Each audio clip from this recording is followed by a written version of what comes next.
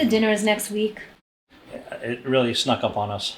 Now, you promised me we wouldn't have to do this. You know it's not my thing. I really thought that when they came here and they asked us to be honored, that they would accept no for an answer. It's part of those things that you just do for our shul and our community. But after this, I promise, no more. Yeah. It was a long 3 years. It was definitely a long 3 years, and there were a few challenges. What do you think your biggest challenge was? My biggest challenge? I think the scaffolding in the main shul when we had to paint the ceiling. Had to take away the scaffolding before Shabbos. I'm picking out the color for the lobby. That was a challenge. Not to mention, of course, the wallpaper and the carpet in the kiddush room. What about the coffee machine and the coffee station? Getting that going. Well, that really wasn't a problem. I just couldn't find a place to put it, but not as much as the luach. Right, finding a place for the luach.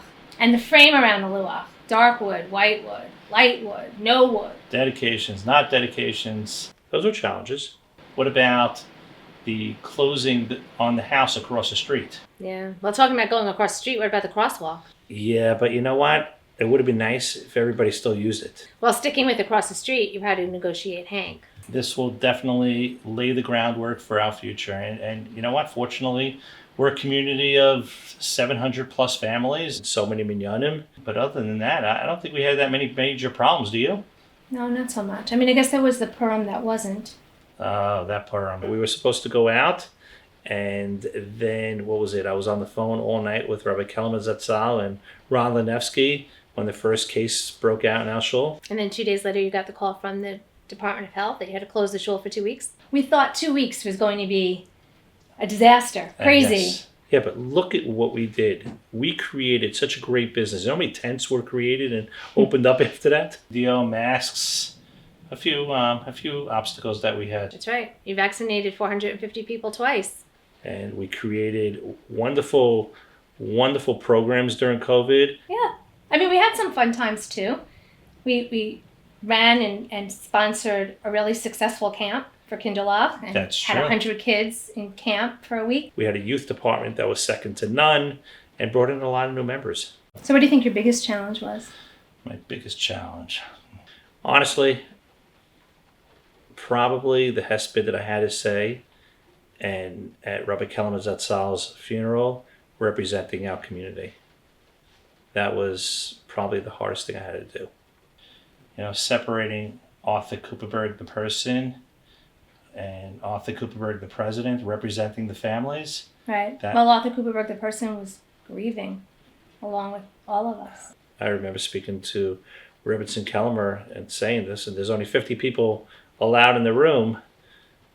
I shouldn't be one of them. And but representing the community, that was difficult.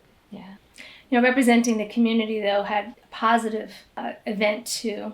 That's with true. Rabbi Kelemer, because one of the highlights for both of us, I think, was being invited and having the chance to represent the community at the Shever Brachos of their daughter Chavi and Andrew. That was my highlight. We got to watch them be parents and grandparents. That was a lot of fun. See a whole different side, no matter how close we were with them. And you spoke to Rabbi Kelemer, every day, every other day? Right. It was a lot of fun watching Rabbi Kelemer sitting next to Rabbi Kelemer, making sure he had enough tuna fish on his plate. Right. And we were both sitting there across from them smiling, and I think that was the highlight. Yeah. That was the one thing I could look back on 3 years and say that was a great moment. That's true. That was fun.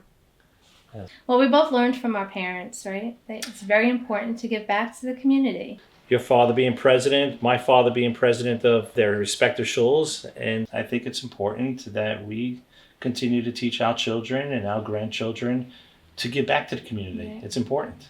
You know what? We couldn't do it alone. There were a lot of people that really were in our corner, a lot of people that I'm grateful that were able to help us out. Like somebody like Joy Goldenberg, who's being honored, who is always one of the first people who's willing to always offer up help. And sometimes even she'll just give the help before it's even asked. Not a Yisro goes by that she's not the one handing out the pamphlets, not to mention everything else that she does. True. She is a true Eshes Chayo who's deserving of the award tonight. And Struli, too. My God, we've known Struli since he's a little boy. Baby. Yes, since of he's course. a little boy and who helped me out tremendously with the crosswalk and with the contract negotiations with Hank.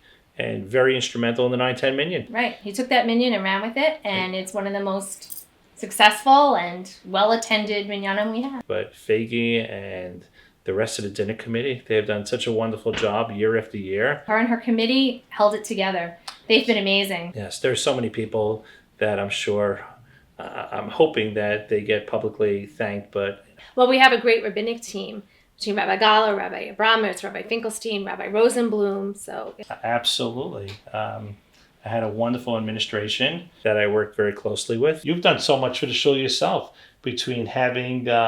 you had to create a Parsha Shir on a weekly basis for Cholim and hope that people attended. And now, 7 years, 8 years? Being on the search committees and for the assistant rub and the rabbinic interns. Well, you really deserve our biggest thanks. No, actually, truth is you do, because without you, I would never have done this.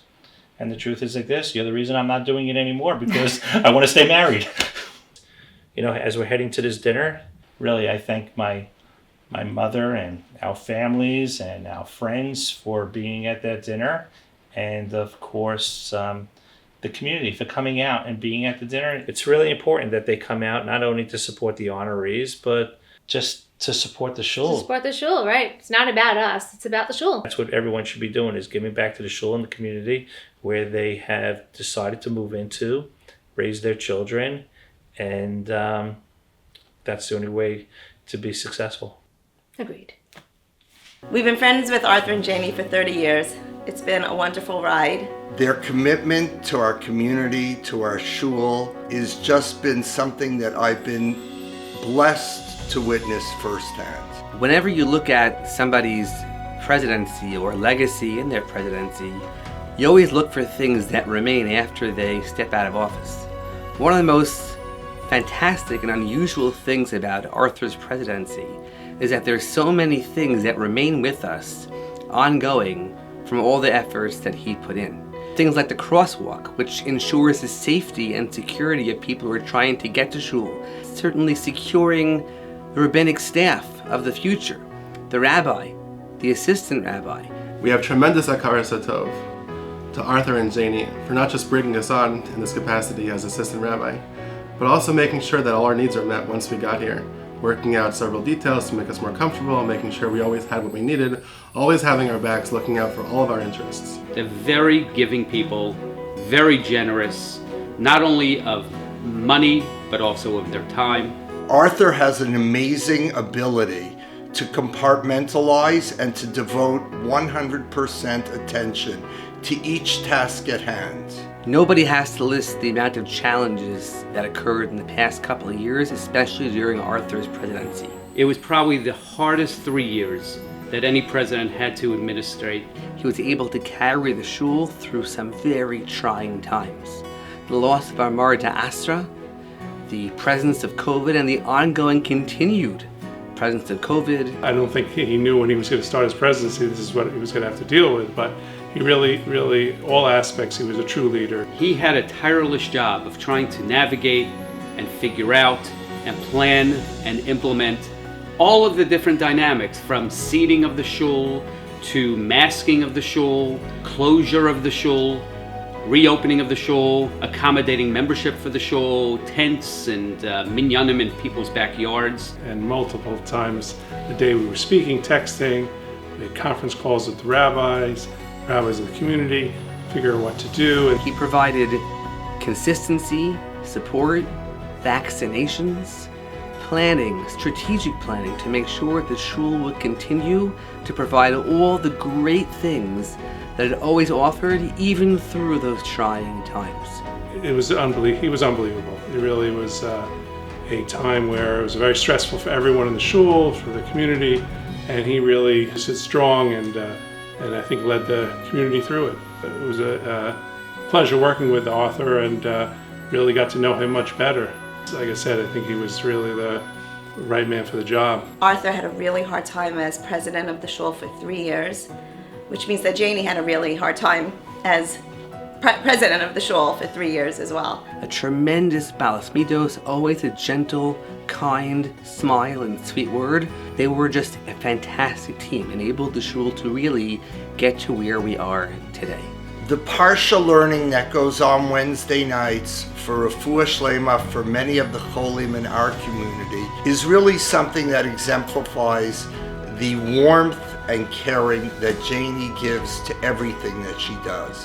Her flair is only topped by her warmth and genuine love for people and this community. Working with Arthur as the Sisterhood President, if I ever had a question or needed support on a certain matter, I knew that I could turn to him and he would support us and give us guidance. He really inspired me to be the best that I could be. Camp Kinderlach was a huge part of that, and that's actually what started us in this beautiful friendship, and for that I am forever grateful.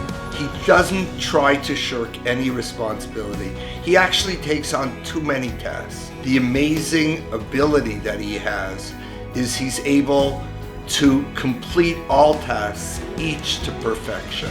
Myself and Rachel and our shul as a whole has a tremendous debt of Hakaras HaTov to Arthur and to Jani for all they put in to help our shul continue to be the amazing Makom Tefillah, Makom Torah, Makom Chesed, and a great place to come to day in and day out. We're very proud to be your friends, and we wish you much nachas and simcha and mazel always. It's my honor and pleasure to present this year's Family of the Year Award to Jani and Arthur Cooperberg.